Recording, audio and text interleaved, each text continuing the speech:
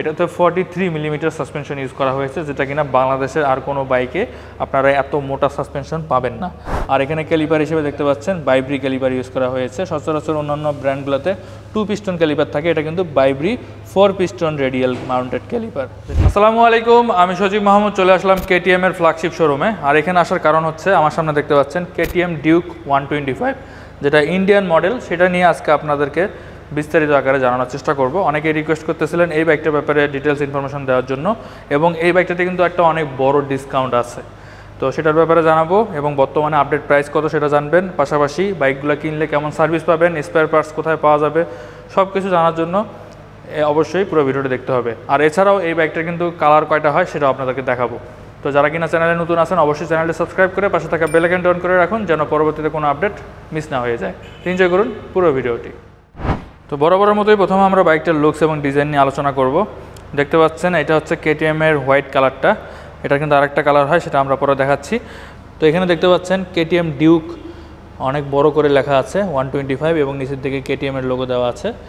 আর এটাতে যেহেতু টেলিস্প্রেম ইউজ করা হয়, সেক্ষেত্রে কেটিএম এর যে উপরের দিকে যে টেলিস্প্রেমটা আছে ইঞ্জিনের উপরে, এটাতে কিন্তু অরেঞ্জ কালার আর এই পাশে ব্ল্যাক কালার করা হয়েছে।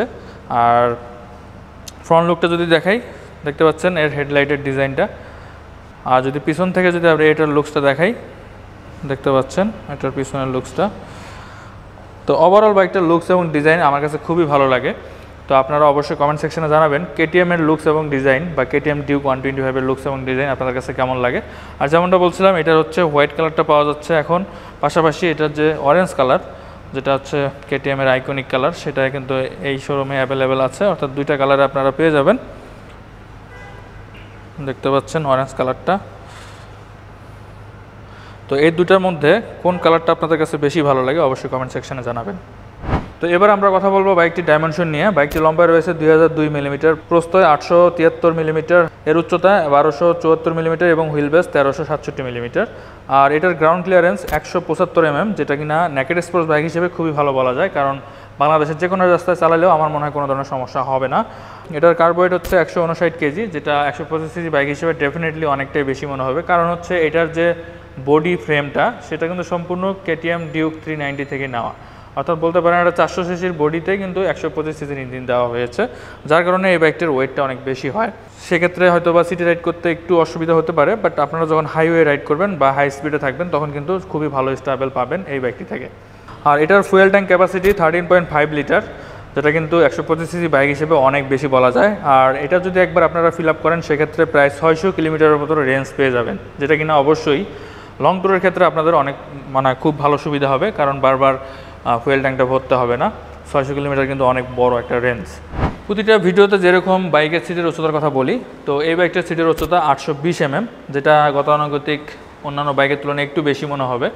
তো যাদের হাইট একটু কম আছেন তাদের জন্য হয়তো একটু সমস্যা হবে, বিশেষ করে যাদের হাইট 5 ফিট 6 ইঞ্চির নিচে আছেন তাদেরকে আমি সাজেস্ট করব অবশ্যই শোরুমে এসে বসে দেখবেন বাইকটা আপনাদের জন্য কতটা কমফোর্টেবল হচ্ছে। আমার হাইট যেহেতু 6 ফিট, তো আমার কাছে তো খুবই কমফোর্টেবল লাগতেছে, এবং হাঁটুটা আমি বলবো স্বাভাবিক, আমার জন্য পারফেক্ট আছে। যাদের হাইট বেশি তাদের জন্য কিন্তু এই বাইকগুলো খুব ভালো হবে।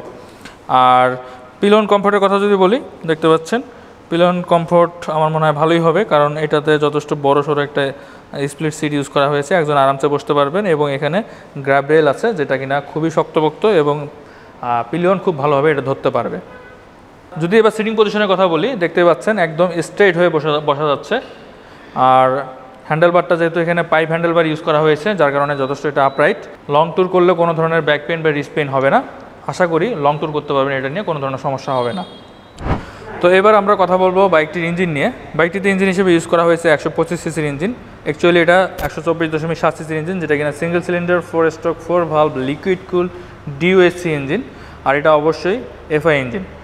সো ডিউএসসি ইঞ্জিন সম্পর্কে আপনারা মোটামুটি অবগত আছেন, এটা কিন্তু যথেষ্ট পাওয়ারফুল হয়। 125 সিসি বাইক হিসেবে এটার পাওয়ার ফিগার কিন্তু যথেষ্ট ভালো। এটা থেকে পাওয়ার প্রডিউস করে 14.5 PS 9250 RPM, এবং এটার টর্ক প্রডিউস করবে 12 newton metre 8000 RPM। So 125 CC bike হিসেবে এর পাওয়ার ফিগার কিন্তু যথেষ্ট ভালো আছে। আর এটা থেকে আপনারা টপ স্পিড পেয়ে যাবেন অলমোস্ট 120 কিলোমিটার/আওয়ার, বা এর থেকেও একটু বেশি উঠতে পারে, এটা ডিপেন্ড করবে আসলে ওয়েদার এবং রাইডারের কন্ডিশনের উপর। আর এটাতে কিন্তু 6 স্পিড গিয়ারবক্স ইউজ করা হয়েছে। গিয়ার শিফটিংটা যথেষ্ট স্মুথ আছে। এর আগে আমি কেটিএম চালাইছিলাম, আমার কাছে বেশ ভালো লেগেছে। আর এটা চেন স্পকেটের কথা যদি বলি, দেখতে পাচ্ছেন চেন স্পকেটটা কতটা বড়। সচরাচর অন্যান্য বাইকগুলোতে কিন্তু এত বড় চেন স্পকেট থাকে না। এটার 125 সিসি বাইকের সাথে যদি কম্পেয়ার করেন সেই দিক দিয়ে কিন্তু অনেক ভালো অ্যাক্সেলারেশন পাবেন। সারিঘাট এবং হচ্ছে টায়ার হাগার স্টক অবস্থায় দেওয়া আছে, যেটা সহজে কাদাবালি সিটে আসবে না, এবং যারা পিলন বসবে তাদের জন্য এটা প্রোটেকশনের জন্য দেওয়া হয়েছে। আর এছাড়াও স্টক অবস্থায় এখানে ইঞ্জিন ক্র্যাশ গার্ড দেওয়া আছে, যেটা সহজে বাইক যদি হঠাৎ করে পড়ে যায় সহজে কিন্তু কোনো ধরনের ক্ষতি হবে না। আর স্টক অবস্থায় দেখতে পাচ্ছেন ইঞ্জিন কার্লটাও দেওয়া হয়েছে, যার কারণে আর একটু লুকসটা ইনহ্যান্স হয়েছে, অর্থাৎ স্পোর্টি লুকস লাগতেছে। আর অনেকে প্রশ্ন করে থাকেন এই বাইকটা 125 সিসি হলেও এটার মাইলেজ কেমন পাওয়া যাবে। এটা আসলে সম্পূর্ণ ডিপেন্ড করতেছে আপনি কীভাবে রাইড করবেন সেটার ওপর। মাইলেজ ভালো পেতে হলে অবশ্যই আপনাকে আরপিএম মেনটেন করে বাইক চালাতে হবে। তারপর আপনারা মোটামুটি সিটিতে যদি রাইড করেন বাইকটা অলমোস্ট 40, এবং হাইওয়েতে গেলে অবশ্যই 45-এর আশেপাশে মাইলেজ পাবেন। আর যেহেতু এগুলো প্রিমিয়াম সেগমেন্টের বাইক আর হচ্ছে এফআই ইঞ্জিনের বাইক, সেই কারণে কিন্তু এটাতে আপনারা কিক পাবেন না। দেখতে পাচ্ছেন এখানে কোনো ধরনের কিক দেওয়া হয় নাই, শুধুমাত্র সেল দিয়ে বাইকটি স্টার্ট করতে হবে। তো এবার আমরা কথা বলবো বাইকটির সাসপেনশন নিয়ে। বাইকটিতে WP সাসপেনশন ইউজ করা হয়, এখানে দেখতে পাচ্ছেন ব্র্যান্ডিং করা আছে। এটা কিন্তু KTM এর একটা সাব ব্র্যান্ড, খুবই ফেমাস বলতে পারেন এটা সাসপেনশনের জন্য। আর এটা বাংলাদেশের সবচেয়ে মোটা সাসপেনশন এই বাইকটিতে ইউজ করা হয়। এটাতে 43 মিলিমিটার সাসপেনশন ইউজ করা হয়েছে, যেটা কিনা বাংলাদেশের আর কোনো বাইকে আপনারা এত মোটা সাসপেনশন পাবেন না। দেখতে পাচ্ছেন, জানি না ক্যামেরাতে কতটুকু দেখা যাচ্ছে, বাট অ্যাকচুয়ালি আপনারা যখন বাস্তবে দেখবেন তখন বুঝতে পারবেন এটার সাইজটা কিন্তু অনেক মোটা। আর এটা যেহেতু হচ্ছে অনেক ফেমাস একটা ব্র্যান্ডের সাসপেনশন, আশা করি আপনারা এর ফিডব্যাক নিয়ে খুবই স্যাটিসফাইড থাকবেন। আর পিছনে দেখতে পাচ্ছেন মনোশক ইউজ করা হয়েছে, বাট এটার সাসপেনশনের সাইজটা দেখেন কতটা মোটা, এবং এটা 10 স্টেপ অ্যাডজাস্টেবল। সচরাচর অন্যান্য ব্র্যান্ডগুলোতে 7 স্টেপ অ্যাডজাস্টেবল থাকে, বাট এটা কিন্তু 10 স্টেপ অ্যাডজাস্টেবল, যার কারণে আপনারা খুবই ভালোভাবেই অ্যাডজাস্ট করে নিতে পারবেন আপনার হাইট অনুযায়ী। তো এবার আমরা কথা বলবো বাইকের টায়ার সেগমেন্ট নিয়ে। তো দেখতে পাচ্ছেন সামনের টায়ারটা কিন্তু খুবই মোটা, 125 সিসি হলেও এটাতে সামনে 110 সেগমেন্টের টায়ার ইউজ করা হয়েছে। এখানে যদি ক্লোজলি দেখানো যায়, এই যে জায়গায় দেখা যাচ্ছে 110/70 সেগমেন্টের টায়ার, আর 17 ইঞ্চির অ্যালয় রিম। আর এটা হচ্ছে এমআরএফ ব্র্যান্ডের টায়ার। আর পিছনে ইউজ করা হয়েছে 150 সেগমেন্টের টায়ার, যেটা অনেক মোটা বলতে পারেন। সচরাচর 150 সেগমেন্টের টায়ার খুব কম বাইকে দেখা যায়, এখানে ক্লোজলি দেখলে বুঝতে পারতেছেন 150/60 সেকশনের রেডিয়াল টায়ার। আর এটাও কিন্তু এমআরএফ ব্র্যান্ডের, আর অবশ্যই দুইটাই হচ্ছে টিউবলেস টায়ার, আর এটা তো 17 ইঞ্চির অ্যালয় রিম ইউজ করা হয়েছে। তো টায়ারগুলো যেহেতু অনেক মোটা, আপনারা যতই হাই স্পিডে কর্নারিং করেন না কেন খুবই কনফিডেন্স পাবেন এই বাইকটি থেকে। তো এবার আমরা কথা বলবো বাইকের ব্রেকিং সিস্টেম নিয়ে। তো দেখতে পাচ্ছেন এটার ডিস্ক ব্রেকটাও কিন্তু অনেক বড়, যদিও এটা ইন্ডিয়ান ভ্যারিয়েন্ট, এটাতে ডিস্ক ব্রেক হিসেবে ইউজ করা হয় 300 mm এর ডিস্ক ব্রেক, যেটা কিনা অনেক বড় বলতে পারেন। 125 সিসি সেগমেন্টে অন্য কোনো ব্র্যান্ডে এত বড় ডিস্ক ব্রেক পাবেন না।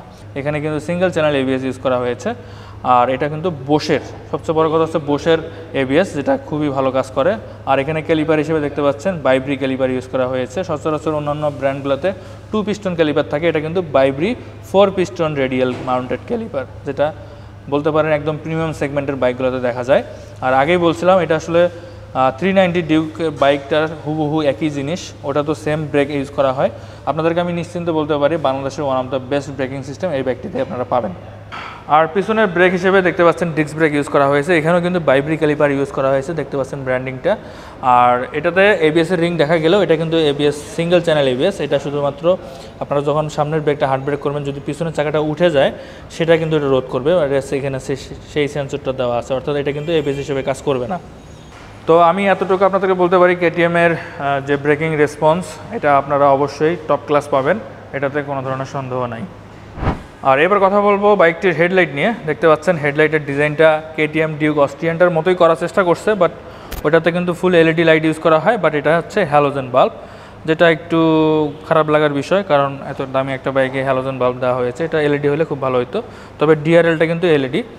তবে আপনাদেরকে আমি দেখাতে পারতেছি না, এই জন্য খুবই দুঃখিত, কারণ এটাতে ব্যাটারি কানেকশন দেওয়া নাই। মানে চাবি দিয়ে অন করবেন বাইকটা, তখনই কিন্তু এই দুইটা DRL জ্বলে থাকবে, যেটা দূর থেকে খুব ভালোভাবে দেখা যাবে। আর ইন্ডিকেটরগুলো দেখতে পাচ্ছেন, এটা হচ্ছে LED ইন্ডিকেটর ইউজ করা হয়েছে, ডিজাইনটা দেখতে পাচ্ছেন কেমন। আর পিছনের টেল লাইটটা দেখতে পাচ্ছেন, টেল লাইটটার ডিজাইনটাও বেশ সুন্দর, আশা করা যায় দূর থেকে খুব ভালোভাবে দেখা যাবে যখন জ্বলবে, যেহেতু ব্যাটারি কানেকশন নেই তো আপনাদের দেখাতে পারতেছি না। আর এই হচ্ছে বাইকটির মিটারটা দেখতে পাচ্ছেন আকারে বেশ ছোট, এটা যদি আরেকটু বড় হতো বা ওই যে নতুন যে অস্ট্রিয়ান ভার্সনটা আছে ওটার মতো যদি মিটারটা হতো আমার মনে খুব ভালো হতো।